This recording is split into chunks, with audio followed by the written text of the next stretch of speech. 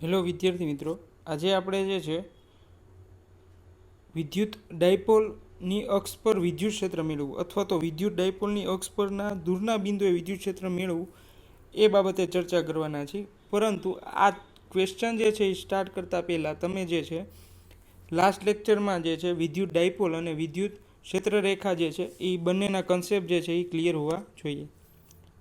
ચલો ત્યારબાદ જે છે આ ક્વેશ્ચન હવે આપણે સ્ટાર્ટ કરીએ છીએ કે વિદ્યુત ડાયપોલની અક્ષ પર વિદ્યુત ક્ષેત્ર મેળવવું.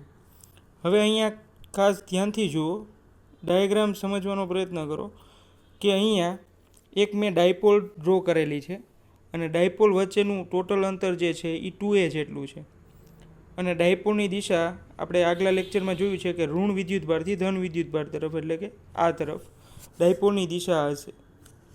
ચાલો ત્યારબાદ ડાયપોલની જ અક્ષ, એટલે કે આ ડાયપોલ છે એની જ અક્ષ એ જ દિશામાં કોઈ પી બિંદુ મેં દર્શાવેલું છે. ચલો ક્લિયર છે? ડાયપોલની અક્ષ પર એ જ દિશામાં કોઈ પી બિંદુ દર્શાવેલું છે. હવે આ પી બિંદુ પાસે મારે આ બંને વિદ્યુતભાર, ઋણ વિદ્યુતભાર અને ધન વિદ્યુતભાર, એટલે કે પૂરી ડાયપોલના તંત્ર દ્વારા ઉદ્ભવતું વિદ્યુત ક્ષેત્ર, એટલે કે ઈ મેળવવું છે. વિદ્યુત ક્ષેત્ર, પરિણામી વિદ્યુત ક્ષેત્ર.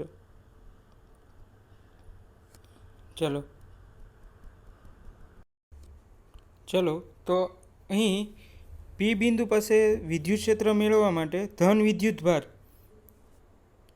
ચલો તો ધન વિદ્યુતભાર દ્વારા વિદ્યુત ક્ષેત્ર, એટલે કે હવે ધન વિદ્યુતભાર દ્વારા વિદ્યુત ક્ષેત્ર માપવું છે તો આપણે આ બિંદુથી ધન વિદ્યુતભારથી, એટલે કે આ બિંદુથી અહીં સુધીનું આટલું ડિસ્ટન્સ જે છે એ આરના સ્વરૂપમાં લેવું પડશે. તો આટલું ડિસ્ટન્સ જે છે એ મને આકૃતિ પરથી મળી જશે. તો આટલું ડિસ્ટન્સ થશે એક્સ માઇનસ એ.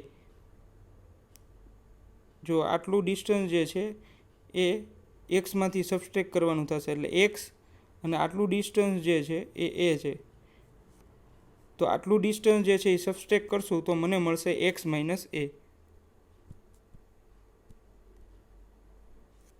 આ ધન વિદ્યુતભાર દ્વારા ઉદ્ભવતું વિદ્યુત ક્ષેત્રનું અંતર છે. ચાલો, એટલે વિદ્યુત ક્ષેત્રના સૂત્ર પરથી ઈ બરાબર કે ક્યુના છેદમાં આર સ્ક્વેર. હવે આર જે છે એ એક્સ માઇનસ એ થશે ધન વિદ્યુતભારથી પી બિંદુ સુધી, એટલે આર સ્ક્વેરના જગ્યામાં આપણે લખશું એક્સ માઇનસ એ સ્ક્વેર.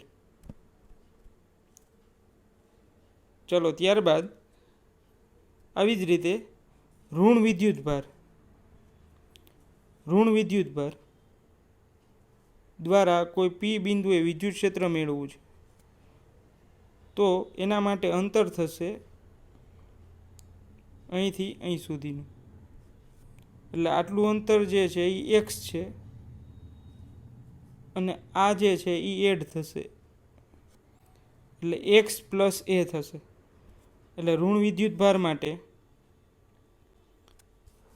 વિદ્યુતભાર માટે આ રીતે લખી શકાશે E2 ઇક્વલ ટુ કે ક્યુના છેદમાં એક્સ પ્લસ એ હોલ સ્ક્વેર.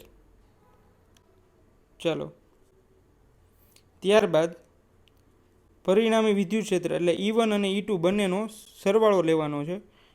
કિંમત મૂકી દીધી છે E1 અને E2ની. કિંમત મૂક્યા બાદ કે ક્યુ જે છે એ કોમન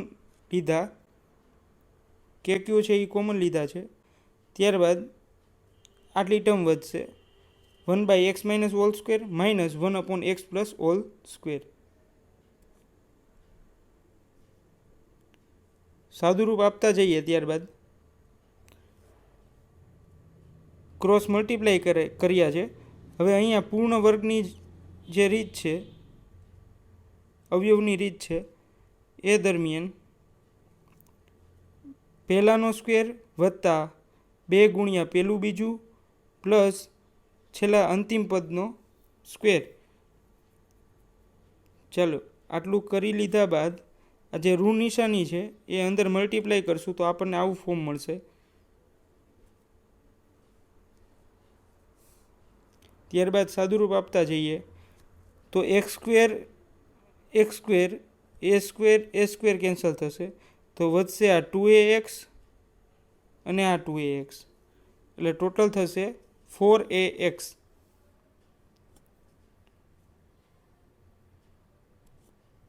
4ax જે છે અહીંયા દર્શાવી દીધા છે. હવે અહીંયા p બરાબર 2aq એટલે કે ડાયપોલ મોમેન્ટનું સૂત્ર છે. આ ફોર્મમાં મારે લખવું છે, ડાયપોલ મોમેન્ટના ફોર્મમાં લખવું છે. તો એ ફોર્મમાં લખવા માટે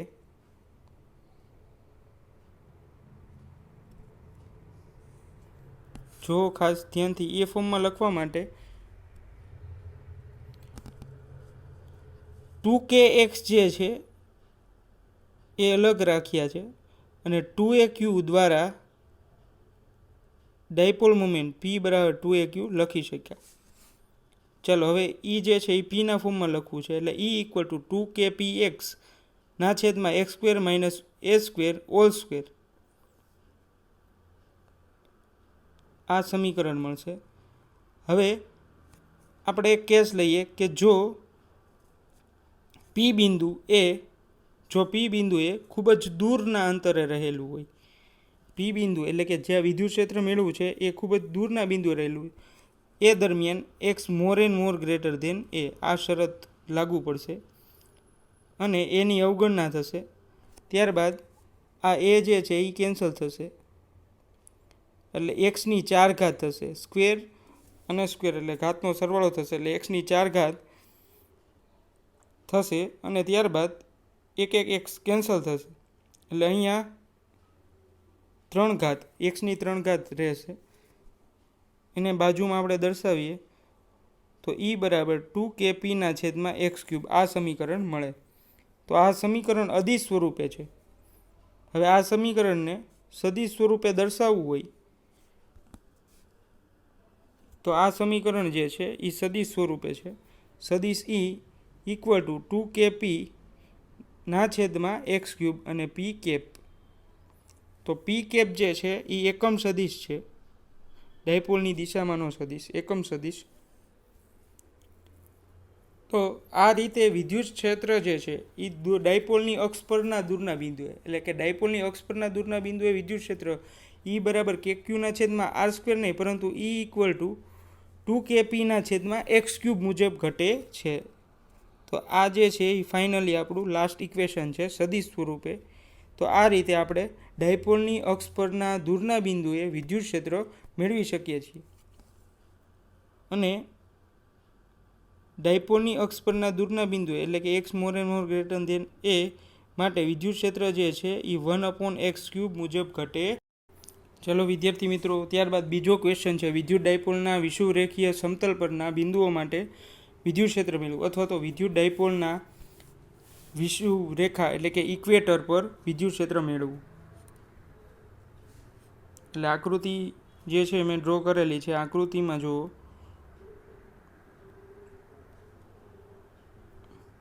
અહીં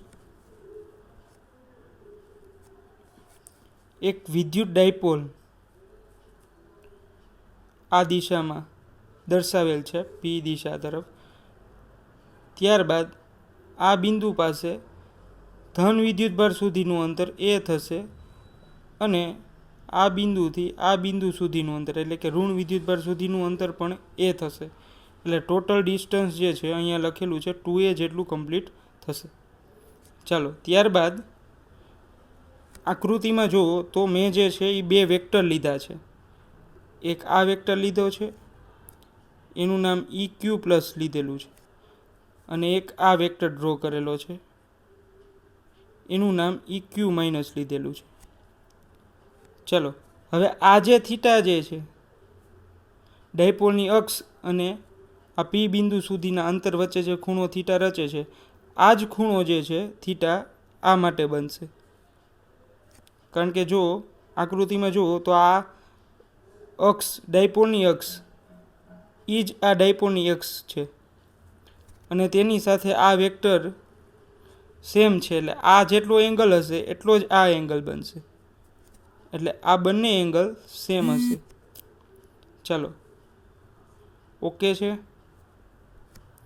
ત્યારબાદ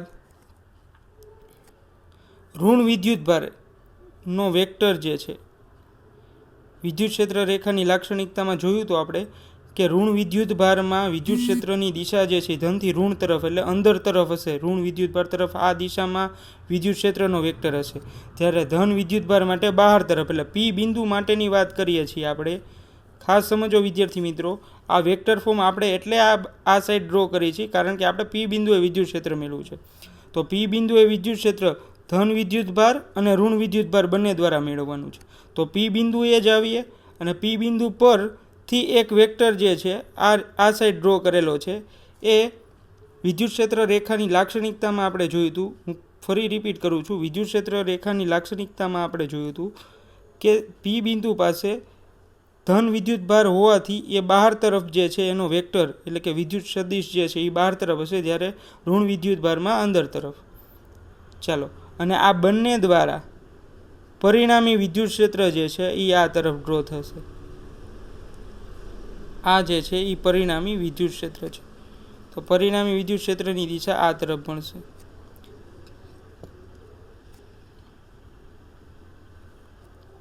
ચાલો ક્લિયર છે.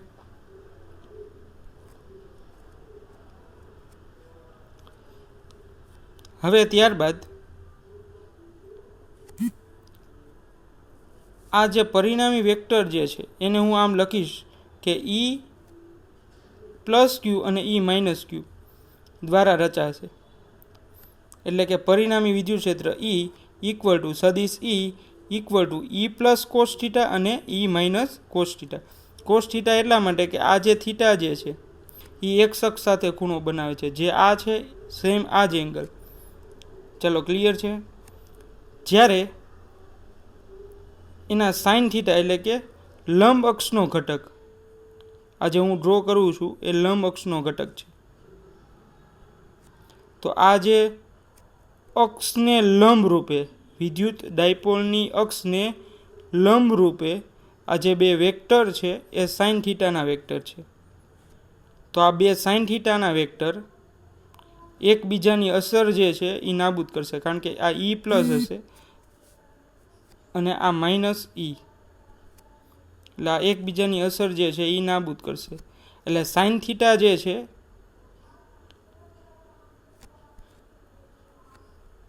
સાઇન થીટાની અસર નાબૂદ થશે તો ફક્ત બે જ વેક્ટર મળશે કોસ થીટા માટે, એટલે ઈ પ્લસ કોસ થીટા વત્તા ઈ માઇનસ કોસ થીટા.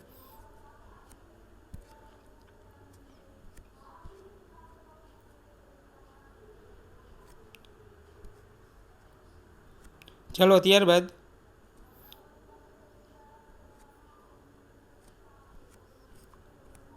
આકૃતિ જે છે એ ક્લિયર થઈ ગયા. ત્યારે આકૃતિમાં દર્શાવ્યા મુજબ પ્લસ ક્યુ અને માઇનસ ક્યુના લીધે પી બિંદુ આગળ વિદ્યુત ક્ષેત્રના માન અનુક્રમે ઈ પ્લસ ક્યુ કે ક્યુના છેદમાં આર સ્ક્વેર પ્લસ એ સ્ક્વેર છે, જ્યારે ઋણ વિદ્યુતભાર માટે ઈ માઇનસ કે ક્યુના છેદમાં આર સ્ક્વેર પ્લસ એ સ્ક્વેર છે. તો અહીં નોંધો કે ધન વિદ્યુતભાર અને ઋણ વિદ્યુતભાર બંનેના દ્વારા વિદ્યુત ક્ષેત્ર જે મળે છે એ બંનેના અંતર જે છે આર સ્ક્વેર પ્લસ એ સ્ક્વેર આર સ્ક્વેર પ્લસ એ સ્ક્વેર જે છે એ કોમન છે.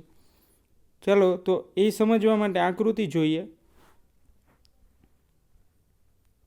ચાલો આકૃતિ પરથી એટલું ક્લિયર થાય છે કે આ જે છે એ અંતર છે, જ્યારે ડાયપોલની અક્ષથી આ લંબ અંતર એ આર છે, આ એ છે, અને આ જે છે એ કાટખૂણો છે. તો પાયથાગોરસના પ્રમેય પ્રમાણે આ બંને બાજુનો વર્ગનો સરવાળો આના મૂલ્ય બરાબર એટલે કે કર્ણના મૂલ્ય બરાબર થશે, જે મેં દર્શાવેલું છે આર સ્ક્વેર પ્લસ એ સ્ક્વેરની 1/2. તો આ જ ભૂમિતિ જે છે અહીં જુઓ ઋણ વિદ્યુતભાર માટે પણ સેમ બને છે. આ કર્ણ થઈ જશે, આ 90 ડિગ્રી કાટખૂણો, આ અંતર આર, આ અંતર એ, તો આ જે છે કર્ણનું અંતર સેમ આ જ થશે આર સ્ક્વેર પ્લસ એ સ્ક્વેરની 1/2. ચાલો ક્લિયર છે. ધન વિદ્યુતભાર અને ઋણ વિદ્યુતભાર બંનેના વિદ્યુત ક્ષેત્ર દ્વારા ધન વિદ્યુતભાર અને ઋણ વિદ્યુતભાર બંનેના વિદ્યુત ક્ષેત્ર દ્વારા અંતરો જે છે એ સમાન મળે છે. એટલે મૂલ્ય બંનેના જે છે એ સેમ છે. ઈ પ્લસ કેક્યુના છેદમાં આર સ્ક્વેર પ્લસ એ સ્ક્વેર, ઈ માઇનસ કેક્યુના છેદમાં આર સ્ક્વેર પ્લસ એ સ્ક્વેર. એટલે હવે અહીંયા 2E એમ પણ લખી શકાય અથવા તો E equal to E1 plus E2 પરિણામી વિદ્યુત ક્ષેત્ર મેળવવું છે એના માટે. ચલો ત્યારબાદ જે છે અહીં એક કોસ થીટાની વેલ્યુ આપણે લખવી પડશે, કારણ કે કોસ થીટા જે છે એ વેક્ટરના કારણે વિદ્યુત ક્ષેત્ર મળે છે. તો કોસ થીટા વેક્ટર જે છે, તો કોસ થીટાનું સૂત્ર જે છે એનું મૂલ્ય મેળવવા માટે પહેલાં કોસ થીટાનું સૂત્ર પાસેની બાજુના છેદમાં કર્ણ. ચાલો તો આ સમજવા માટે પાછું આકૃતિ જે છે એ ક્લિયર કરો. કોસ થીટા માટે તો આ જે છે એ થીટા છે, આ થીટા છે. તો આ થીટાની જે છે સૂત્ર કોસ થીટાનું એવું છે, કોસ થીટા ઇક્વલ ટુ પાસેની બાજુ ના છેદમાં કર્ણ. તો પાસેની બાજુ આ જે છે એ પાસેની બાજુ થશે થીટાની, જ્યારે આ જે છે એ સામેની બાજુ થશે. એટલે આપણે પાસેની બાજુ જોઈ છે, એટલે પાસેની બાજુ છે એ, જ્યારે એના છેદમાં કર્ણ, તો કર્ણ જે છે એ ઓલરેડી મળેલો છે આપણને આર સ્ક્વેર પ્લસ એ સ્ક્વેર 1/2. ચલો ક્લિયર છે. એટલે કોસ થીટાની કિંમત પણ આપણી પાસે ઓલરેડી તૈયાર છે. કોસ થીટા ઇક્વલ ટુ એના છેદમાં આર સ્ક્વેર પ્લસ એ સ્ક્વેરની 1/2. ચાલો હવે ફક્ત જે છે એ પરિણામી વિદ્યુત ક્ષેત્રમાં જે છે એ કિંમત જ મૂકવાની છે.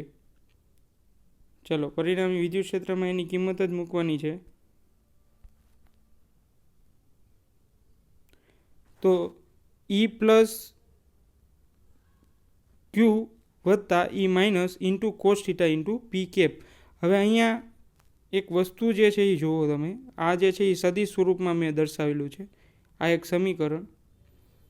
અહીં જે ઋણ નિશાની જે છે, આ ઋણ નિશાની એ વિદ્યુત ડાયપોલ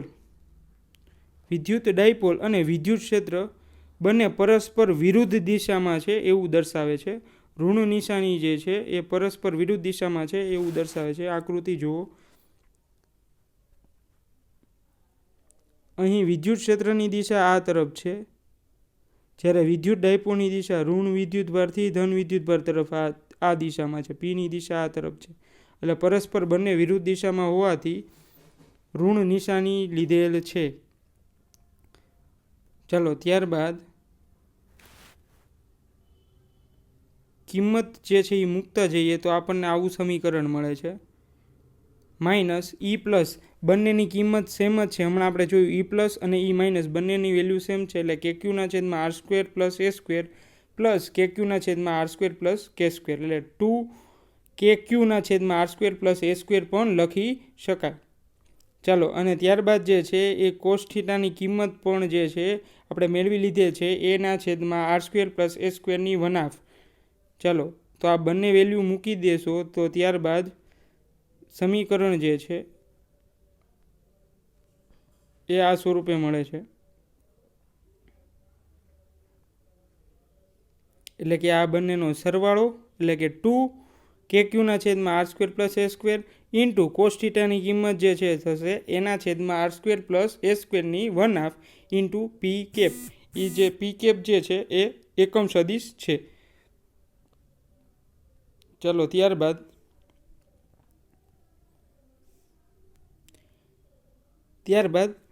જે 2AQ છે એને મારે પી એટલે કે ડાયપોલના ફોર્મમાં લખવું છે. એટલે 2A અને Q. ચાલો તો એ જે છે ડાયપોલના ફોર્મમાં આવી જશે. એટલે વધશે ખાલી K અને પી કેપ જે એકમ સદિશ દર્શાવે છે એ. બાકી બધી વસ્તુ જે છે એઝ ઇટ ઇઝ રહેશે. પણ એક આ લાસ્ટ ટર્મ જોઈ લેજો છેદવાળી 3/2, કારણ કે અહીંયા આરની આર સ્ક્વેર પ્લસ એ સ્ક્વેરની 1 ઘાત છે અને અહીંયા જે છે અડધી બીજી, એટલે 1 + 1/2 એટલે કે 3/2. ચલો તો આ જે છે 3/2 ફોર્મમાં આવી એ સમજાવવું જોઈએ. આર સ્ક્વેર પ્લસ એ સ્ક્વેર 3/2. ચલો ક્લિયર છે. ત્યારબાદ એક કેસ લઈએ કે જો R more and more greater than A, એટલે કે જો પી બિંદુ ડાયપોલની અક્ષને લંબરૂપે જે પી બિંદુ રહેલ છે વિષુવવૃત્ત રેખા માટે એ ખૂબ જ દૂરના બિંદુએ આવેલું હોય ત્યારે તો તેવા કિસ્સાની અંદર આપણે એની અવગણના કરશું. એટલે આ સમીકરણમાં એની જે છે એ અવગણના કરશું, એટલે એ જે છે એ નિગ્લિજિબલ, એટલે એ જે છે એ કેન્સલ કરશું. ચલો, તો એ જે છે એ કેન્સલ થશે તો વધશે આર સ્ક્વેર ને 3/2ની સ્ક્વેર જે છે એ કેન્સલ થશે, એટલે આર ક્યુબ વધશે. ચલો, તો ત્યારબાદ જે છે એને અવગણતા આ સ્ક્વેર કેન્સલ થશે, એટલે આરની 3 ઘાત જ વધશે, જે મેં નીચે લખેલું છે સદિશ સ્વરૂપના, જે આપણું અંતિમ સૂત્ર છે. તો આ ફાઇનલી આપણને મળે છે ડાયપોલની અક્ષના લંબ રૂપે, એટલે કે વિષુવવૃત્ત રેખાના કોઈ પી બિંદુ પાસે ઇક્વેટર પાસે વિદ્યુત ક્ષેત્રનું મૂલ્ય જે છે એ ઇક્વલ ટુ કેપી માઇનસ કેપીના છેદમાં R cube into P cap મુજબ રહે છે. અને જે ઋણ નિશાની જે છે એ વિદ્યુત ડાયપોલ અને વિદ્યુત ક્ષેત્ર પરસ્પર વિરુદ્ધ દિશામાં છે એવું દર્શાવે છે.